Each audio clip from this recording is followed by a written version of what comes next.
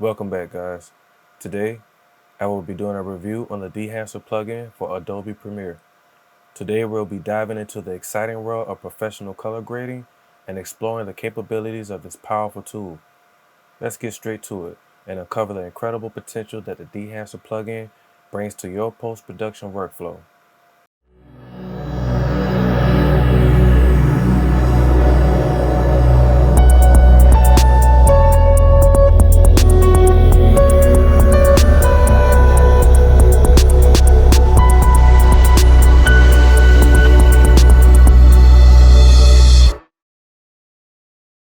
Color grading is an art form that can transform an ordinary shot into something extraordinary. It's also about capturing the essence of a scene, setting the mood, and enhancing the visual storytelling. And that's where the Dehancer plugin steps in, offering a comprehensive set of features and tools that can take your footage to new heights.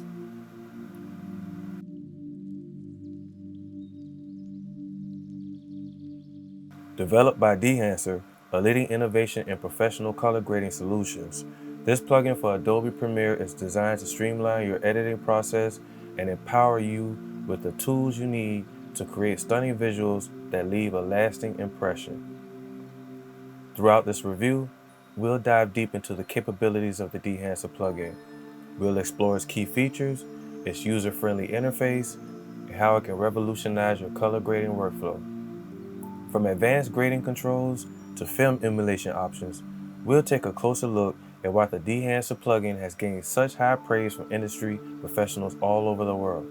So get ready to embark on a colorful journey through the world of Dehancer. By the end of this review, you have a comprehensive understanding of what this plugin can do, giving you all the information you need to make an informed decision about whether it's the right tool to take your creative endeavors to the next level.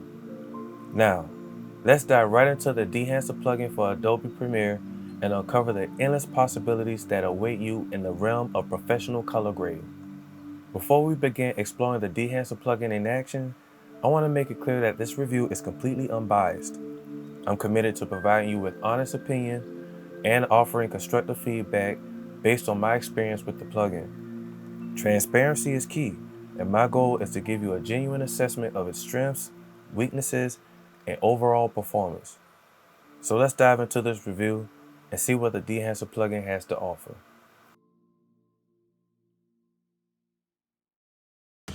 Alright guys, as you can see, I have my Adobe Premiere Pro 2023 version open.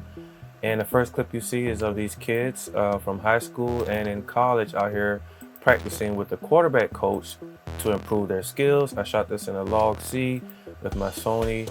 And the other clip that I want to test this review out on is some drone footage that I captured down by the island down here in Savannah, Georgia, of Tybee Island. I want to test that out because that's a different grade than the log that I shot on the kids.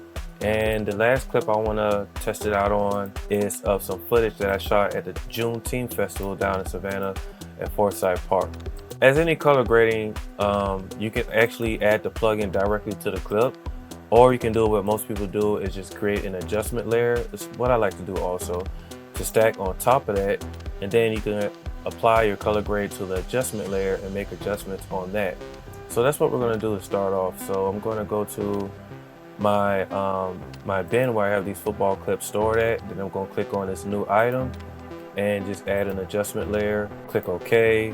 I'm going to drag that in, and we're going to stretch that out over the clip. Now what I want to do is I want to find me a clip that I want to actually a section of the clip that I want to actually color grade so we can use as an example. This was shot at, I think, I'm not sure if I shot this clip in 480 or 1080p, but I try to get it in at least 60 frames per second.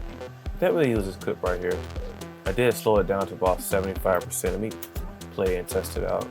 Okay, so yeah, we can start from right here. So what I want to do is you want to go to your effects panel, and then you go to video effects. You want to go down to film emulation, and you want to grab your Dehancer Pro version 1.3 and drag it over to your adjustment layer. And as you can see, it already included a grade on there. Let's go to our effects control, and I'm going to close this motion. And as you can see, we have these are the features that come with the actual plugin. So you have your input, film developer, film compression, excuse me, expand, print, color head, film grade, elation, bloom, vignette, film breath, gate weave, false color output.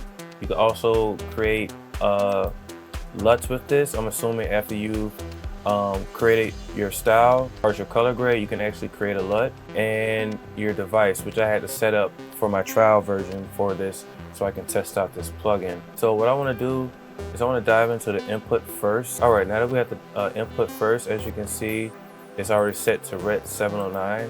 But if you're curious to figure out why it's green, I think that's set up under it's either under your film or your film developer. Let's take a look. That's one thing I'm not sure why they automatically have all these enabled. Yeah, there's a lot of them enabled. So honestly, me personally, I wouldn't want those enabled as soon as I start my color grade. Okay, that's clicked on auto zoom. I'm just clicking on each one to see what's enabled and what's not. Because if I click off of these, let me take a look and just click off of these, right?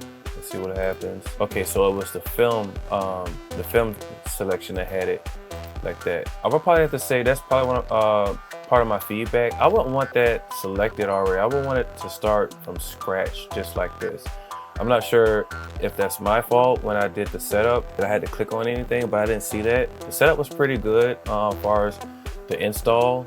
The install was pretty easy, but I wouldn't want those clicked or enabled when I start off. I would want those unclicked off so I can start off from scratch, especially in instances like this when I'm trying to teach someone or do a review. So with your input camera profiles, for anyone that doesn't know, is for color graders who want to use, input, their camera profiles to accurately, match the color and tone of different camera footage. This will ensure consistency and seamless transitions between the shots captured, by various cameras. Try to create a cohesive visual experience throughout, your whole film or movie or whatever it is you're filming. So I know I shot this on Rec 709, but as you can see, they have different options. You can even choose your camera. Trying to see, my camera that I shot this on was pretty old. I have a Sony A6300, which is an OG camera. It shoots 4K, but I don't see that on here. As you can see, everything on here is, yeah, S-Log, that's why I shot mine. As you can see, everything on here is pretty updated. Maybe that's another part of my feedback. Maybe they should have another option where they can, have cameras that date back to a certain year. I mean, I get it. I mean, you kind of want to stay up to date, but you might have some people like me who are still using older bodies. But let's see if I were to, another thing for anyone, the D on a lot of these, well, I'll get to that in a second. Let's first of all, my camera's not on here. Let me just take a look and see what it will look like on a couple of these different Sony Alphas. Got the S-Log, as you can see, I mean, that's a huge, tremendous boost already. And I haven't even done any color grading, and that looks pretty good. As you can see, I am shooting on a fourth part. I'm not shooting in full, because this is kind of high-end footage, and I don't want anything to slow down the recording or crash. So I mean, that's a pretty nice grade, just by adding the color profile. It's in the same family, it's not the same camera, but that's with the Sony Alpha 7S3 S-Log 3, and that's at ISO 640. As you can see, you have like higher ISO. That kind of looks great too. This looks good too. So all of these look good. I mean, truth be told, I mean, you can slap that on there and just call it a day. You have your exposure controls where you can adjust your exposure. You have your temperature where you can, adjust your daylight. This is your tint, comp, you can adjust that. You got your defringe, not seeing any too much difference in that, and your defringe radius. And you can actually, well, you have to enable that. I apologize about that. But let's say, for instance, we want to start off from scratch and just, stick with the Rec 709. All right, and let's move down to the film, and let's enable this so we'll be able to see the difference in the profiles with the film. And most of the film, the color grades are going to manipulate the highlights and the shadows, make sure the shot looks really effective. And let's take a look. Let's enable this, and that's the first look we saw when we actually, added the plug-in to the adjustment layer. And this is all I want to say. So as far as like D means daylight, and T means tungsten. So that's just for anybody who doesn't know. But since we shot this in daylight, we're gonna look for the ones with the D. And as you can see, they're gonna have different film looks, right? All of these are different. And I'm not gonna go through each one. And like I said, this is a blind react, so I'm not sure which best one would actually work for this type of look or what I'm looking for. I would probably have to scroll like endlessly through these. I think that's something else that Dehancer might want to do also, or if they do already have this, you know, probably shine more highlight on it so it'd be more available to the consumer, which would be to like have a picture profile or like maybe some thumbnails or like samples of all of these to kind of give people an idea, you know. And I know that's going to be a lot of work, but maybe something like a preview chart to kind of give people a kind of closer understanding, like, okay, if you shot with this ISO, if you shot in the daytime around this type of particular, you know, time of the day, this is kind of like what you would want to pick, and this is going to be kind of close to what you're looking for, right? But since I don't see anything that I'm kind of interested in right now, and I'm not about to spend my whole time on a review going through these, I'm just gonna click off of that, and we're gonna keep moving down, right? And the next will be like the film developer, which color graders employ the film developer feature to like stimulate different film development processes by adjusting the developer settings, so you can recreate the distinct characteristics of various like film stocks and development techniques, you know, contributing to like different moods and textures and visual styles of different movies.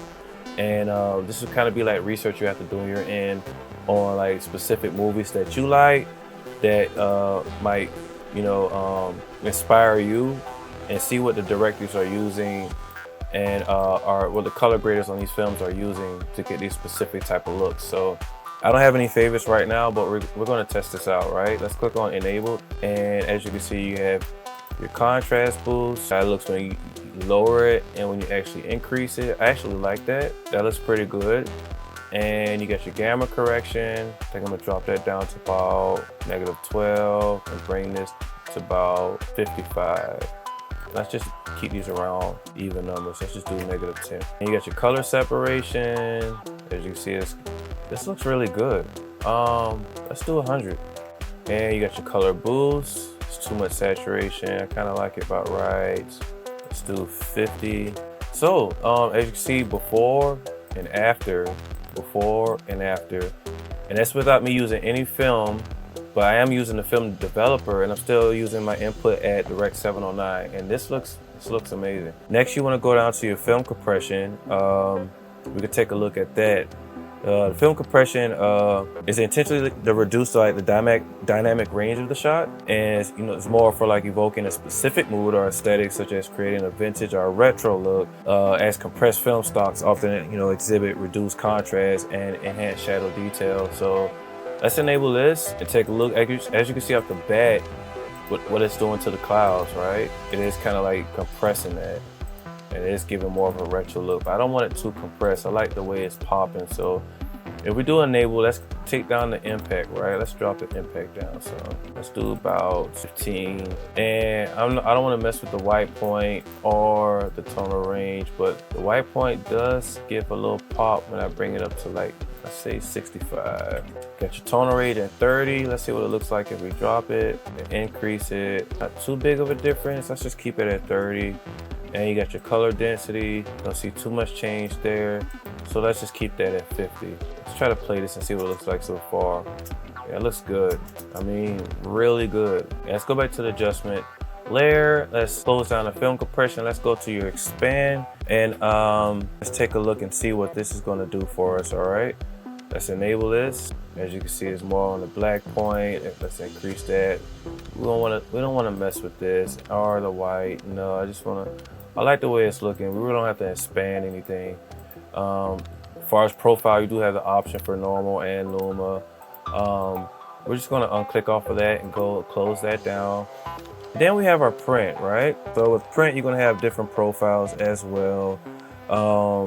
Print does give off a different tone and a unique atmosphere, mood, just visual theme as far as when it comes to storytelling and evoking a particular era of cinematic style. let's go ahead and enable this. Off the bat, you can see it kind of like brightens up those shadows. You can go from linear to Cinelog film log.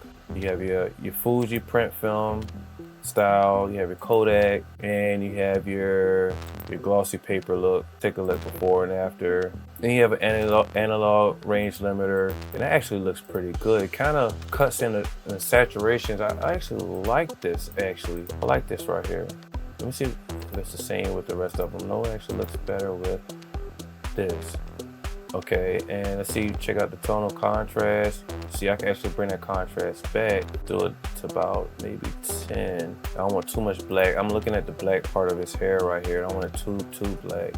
And you got your color density. Don't see too much change in that. And then you have your saturation. Looks good at 100. Let's keep it there. And you have the option for your color head. I'm not gonna mess with that too much, but if you guys wanna see what that does, you have your option to control your yellows and your blues. It's just similar to your CMYK coloring, right? Your magenta and your green. Not seeing too much of a difference with that, but first we have to enable this. I'm sorry about that. I keep forgetting I have to enable this. And maybe that's why they had them enabled off the bat.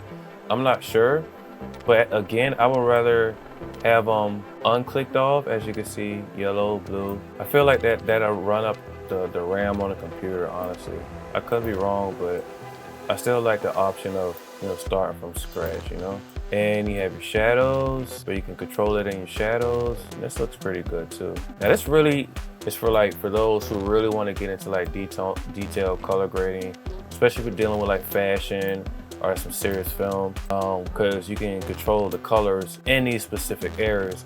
I love these options when I'm working in Photoshop when it comes to like doing composites, because you can really create some detail with your colors, and you can really get specific, with how you want your image to look. But we're gonna leave that alone. Like I said, we can maybe try that on a different option. Right now, we're just working with these kids out here on the field. And we're gonna drop that down. Next, we got your film grain. You can enable this. This will add how much grain you want to the film. And this basically mimics the texture and organic feel of, your traditional film stock.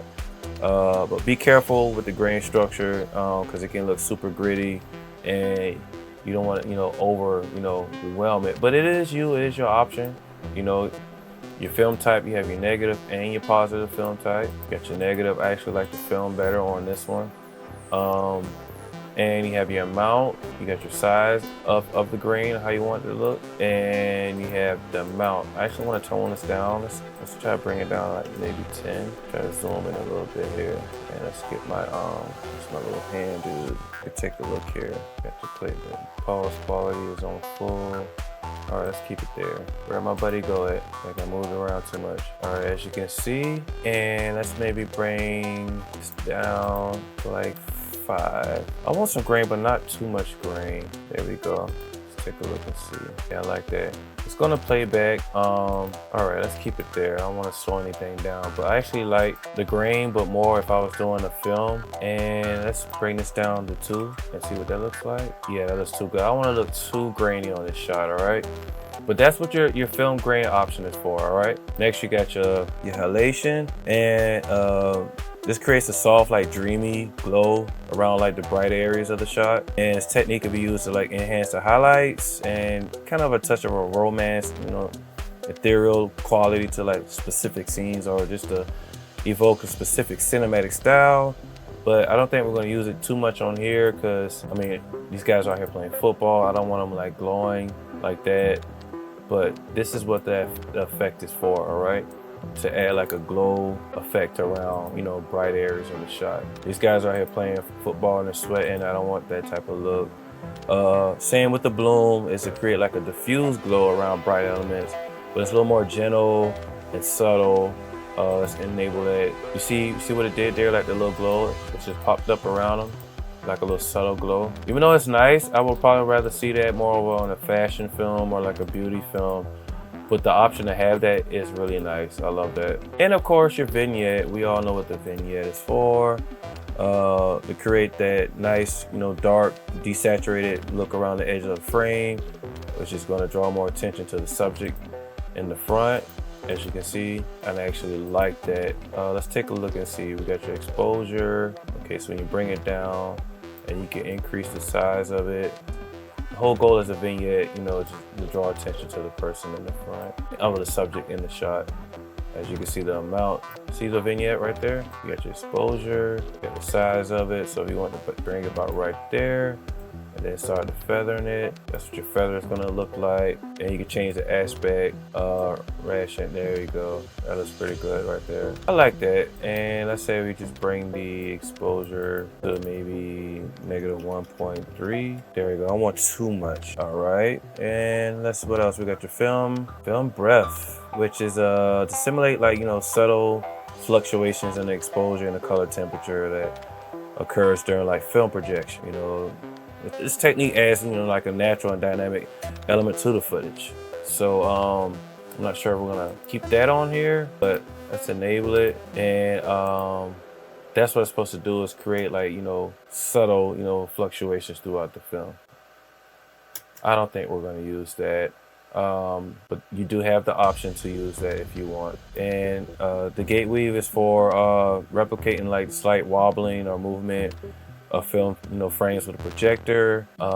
That's what that's for. As you can see, the auto zoom. That's good to have, but we're not going to use that either. And the false color is, if I remember correctly, is for like utilizing your monitor to, you know, check for like highs and lows as far as in the color. You kind of see this in Photoshop in the profile window on this side over here, where you can see what's actually too bright and too dark, and you can go out and work on that, you know, on your own time. You got your output as far as like how much you want to output, 100% of it, or, you know, basically I would say like kind of a opacity drop on the adjustment layer in a sense. Then you have your LUT generator, which you will be using to generate the LUT, and you can export your LUT, which is awesome because, I mean, if you're selling products on your website or Instagram or whatever, you can be telling people, look, I have this LUT for sale, this actual color grade, if you want to apply this to your footage, which is a huge bonus. I think I bought a LUT generator and I was spending like $100 for it. I've been trying to use it and it's kind of confusing, but this option alone is awesome, you know, because I've had so many ideas to sell as far as when it comes to LUTs. This will work out great. And this alone right here is a good selling point for the Dehancer. So kudos to you guys, because this right here is a huge selling point to push your product, especially for anybody that's trying to make extra cash on the side, who has a nice following that can really reach to like beginner filmmakers and color graders, to know that, you know, you can create your own LUTs. That's awesome. So, I mean, look at that. This is great. I mean, this is before and after. That looks awesome. And that's my shot for this. My grade for this, excuse me. This is my color grade for this video. I'm gonna play it for you guys and show you guys the before and after. And I'm gonna do a part 2 to this review on the other 2 clips in another video. I think I'm gonna make this a part 3 review. I'm pushing 25 minutes right now. I don't want to prolong it, but as you can see, this is the power of Dehancer and what it can do for your footage. And that wraps up part 1 of our review on the Dehancer plugin for Adobe Premiere. I hope you enjoyed this insightful exploration of its features and capabilities. Also, speaking about Dehancer's plugin, I have an exciting announcement to make. The Dehancer team has recently unveiled their brand new iOS app designed to revolutionize color grading on the go. Introducing the Dehancer iOS app, your all-in-one solution for mobile color grading. Now, you can unleash your creativity and achieve stunning results right from your iPhone or iPad. Whether you're a content creator, a vlogger, or simply someone who loves capturing and editing videos on the go, this app is a game changer. The Dehancer iOS app offers a wide range of professional color grading tools at your fingertips. From adjusting exposure, contrast, and saturation to applying cinematic looks and fine-tuning individual colors. You have full control over the visual aesthetics of your video. The best part, it's not just limited to iPhones. The Dehancer iOS app works seamlessly on iPads as well. providing a larger canvas for your creative endeavors. Now you can enjoy the convenience of mobile color grading with the added real estate of an iPad screen. And findings.